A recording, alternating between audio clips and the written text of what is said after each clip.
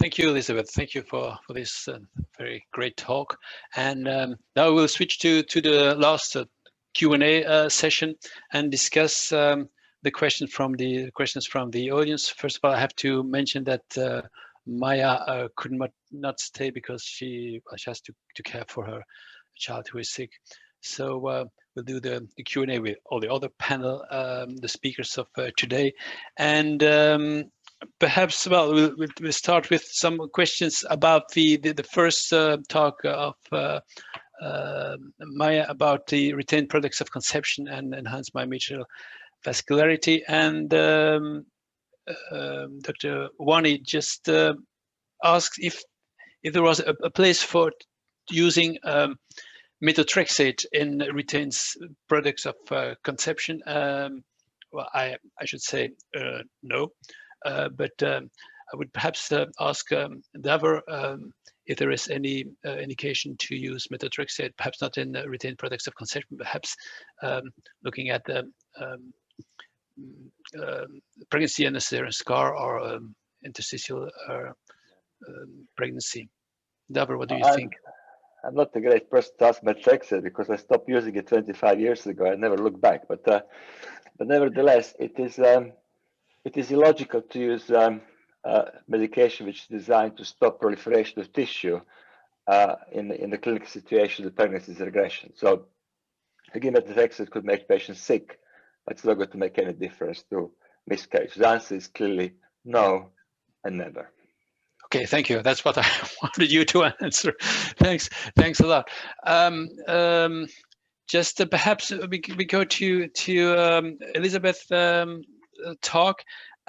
Elizabeth, we are all ultrasound nerds. I mean, ultrasound-minded people, but I find it sometimes difficult to convince surgeons to believe us. How do you proceed to convince surgeons to look at ultrasound pictures and above all to believe those who are performing ultrasound?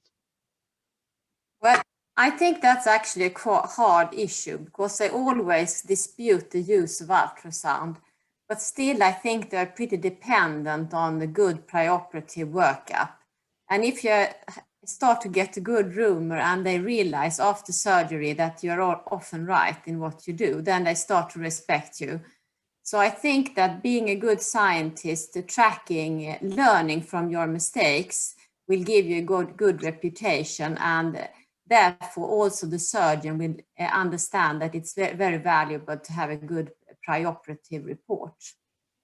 And that's independent on the indication, going from deep endometriosis to staging of cancer to differentiating benign and malignant lesions. So I think it's very pertinent not to go into surgery without a good preoperative workout. And I think that there is no other modality that could outperform ultrasound, at least if it's performed by the skilled examiner.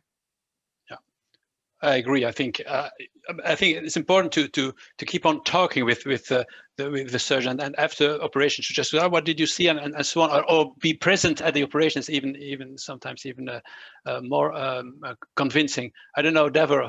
Well, you're a surgeon too, but you're both. So what do you think? Yeah, I agree with Elizabeth. I mean, depends also on your setting to some extent, because in our hospital, rapid access clinics are run not by oncologists, they're run by imaging specialists and general gynecologists. So oncologists only get actually cancers, they don't get involved in anything else. And they by default receive all information that you mentioned, so they take notice of it. In my experience, it's very hard to move them from MRI. They still are more comfortable having MRI for staging ultrasound, although we have demonstrated in our unit repeatedly that we can achieve same accuracy, but they still like MRI before surgery. I don't know if this is experience of other people or not, but there's a primary diagnosis and selection of patients, all in my hospital at least, is in hands of imaging specialists.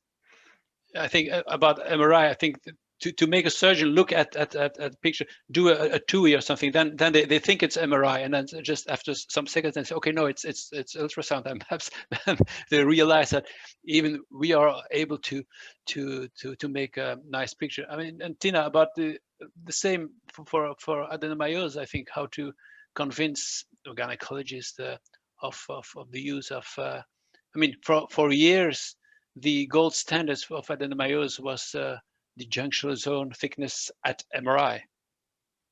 Oh yeah. A horror. But again, I believe that too. But I think it is easier to convince people to use ultrasound for adenomyosis because you can't remove the uterus so easily.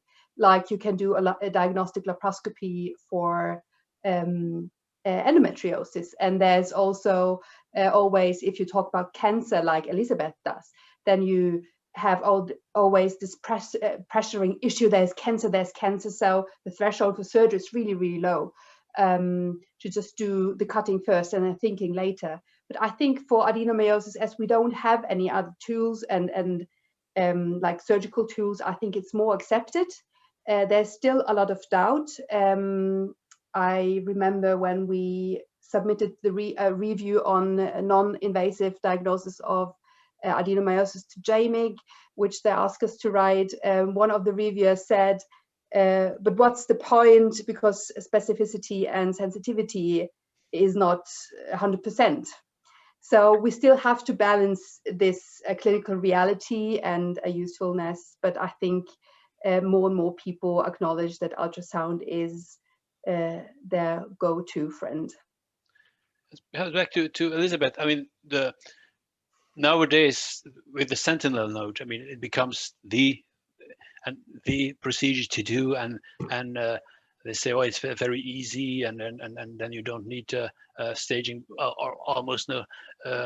But is sentinel node sampling such an easy procedure? Are there complications? What do you think about? But I think the last thing in this debate has not been said yet, because I know in the hands of experts, the sentinel node mapping procedure is quite smooth, but I think it will take time before they can, provide this for every woman at a high level. So I still think that there is a room for ultrasound to identify these very low risk cases with a small tumor, non-P53 abnormal status with a recurrence risk of less than 2%. And I don't think we have the resources internationally to do a sentinel node mapping everywhere and do it good enough. Because if you don't do it good enough and you didn't do imaging before, then you can rely only on grade when you have to decide on what's the next step for the patient. And I think in many countries, they actually abandon ultrasound as a preoperative step, only using grade and CT scan. And that will also leave patients missing primary cervical cancers and keeping other kinds of problems. So we will have to see how this goes. And I don't really know the answer, but I think a good preoperative workup with molecular markers and ultrasound could be a good step, triaging women before you decide on sentinel node mapping. And we will have to see how good sentinel node mapping will work in the real world in different countries, different skills. So I don't think we know that yet, but we will have to see what happens. So especially if you don't, I mean, I don't know how many the percentages in your center, but sometimes they don't find the sentinel node, or the sentinel node is negative, but maybe false negative. Yeah. I mean, these are issues. If you then can combine this with ultrasound, well, you have more information, and perhaps you can make the right decision. I think it's stupid to abandon ultrasound at this stage before we really know how well sentinel node mapping works in the real world, beyond well-designed studies and really skilled surgeons. So I think it's wrong to abandon ultrasound at this stage. That could be so in some years, but at this stage, I think it's dangerous. Yeah. Dever, you're nodding. Is any comments on the sentinel node hype? I just enjoyed this comprehensive, logical, and beautifully delivered summary. That's all. Okay. There was a question from, well, just about the about the midline of what is the histological correlate of the midline of the endometrium. I mean, that's just the interface between the anterior and the posterior endometrium, and then it makes you see it as a line, and obviously if it's disrupted, that means that there is something in the cavity. And there was a question about can you with the retained products of conception, if you cannot see any tissue, then are you then sure that it's an arteriovenous malformation? I would say no, because it's not so easy to see tissue sometimes, and even with a small amount of tissue, you may induce some enhanced myometrial vascularity. So as a rule of thumb, if you see, in my opinion, if you see large vessels after miscarriage or pregnancy, there is some retained products of conception, and you have to, well, that's the first thing you have to think about, and not think about weird congenital or any arteriovenous malformations, because these are very rare. Deborah, what's your comment on that? I completely agree. I mean, I see this so-called AV malformation almost every day, but the true AV malformations you see very, very rarely. And I remember a case of years ago, a woman who had a miscarriage, who pregnancy test became negative, and she continued to bleed intermittently from time to time. About 6-7 months after pregnancy, there was a blood vessel which was extending from arcuate artery straight to the endometrium, and that was one of the very rare true malformations I've seen, and she was embolized, she was cured. What I would suggest then, when we look at this vascularity, what I often say, uterus is perfectly able to control bleeding if myometrium is intact. So if this tissue is within the cavity, when this is removed, maybe with a bit of help with ergometrin, it will contract, bleeding will stop. What is very important is not to forget that there are pregnancies which invade into myometrium, so-called intramural pregnancies, and in this case, if the myometrium is compromised, you may be faced with the serious bleeding. Also, we shouldn't forget there are cases of invasive molar pregnancy which invades myometrium, which also often present increased vascularity. So when you look at vascularity, yes, vast majority will be trivial, but it's important to rule out possibility of pregnancy made in myometrium, because in these cases, bleeding is going to be potentially more severe. Additional measures has to be taken to control the bleeding, particularly if pregnancy is low in the uterus. We're dealing with the scar pregnancy, Vaca pregnancy may not be immediately obvious, but the lower the pregnancy in the uterus, vascularity will be higher. So always think of pregnancy which is beyond myometrium and mesial junction, and possibly scar or Vaca pregnancy. I think that's a very important message, because I always say, if you see large vessel, there is retained products of conception, just remove it, it will stop.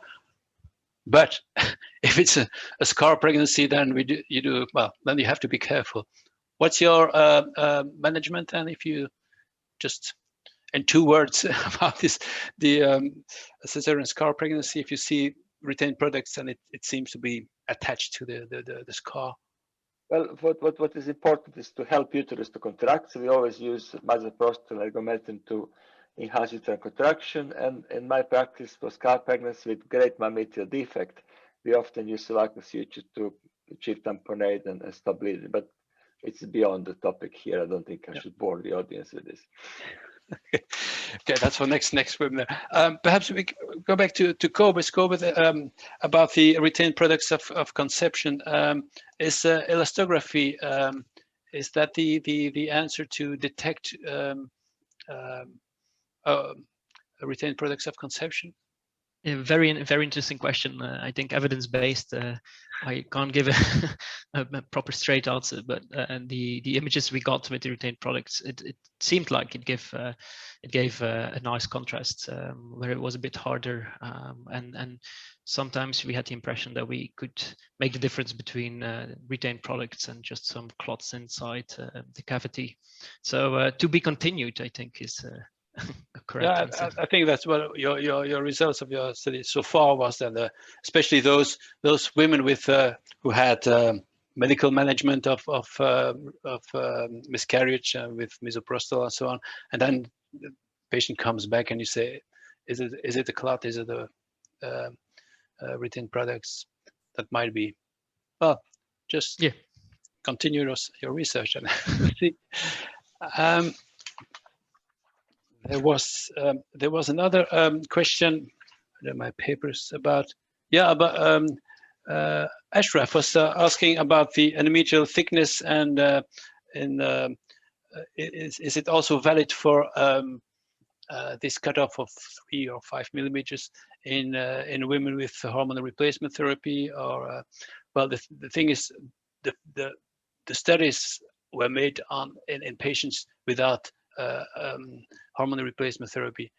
A long time ago, we did some studies about hormone therapy and endometrial thickness, and indeed the endometrium tends to get thicker if you give hormones, obviously, and also before menopause, obviously the thickness will change with the cycle. So, and then another question was about asymptomatic women. What are the cutoffs in asymptomatic women? Good question. We are currently completing a study we did about asymptomatic women, and well, I'm not. I will give you the results once we have them. Perhaps Elizabeth can comment on the asymptomatic women with a thickened endometrium.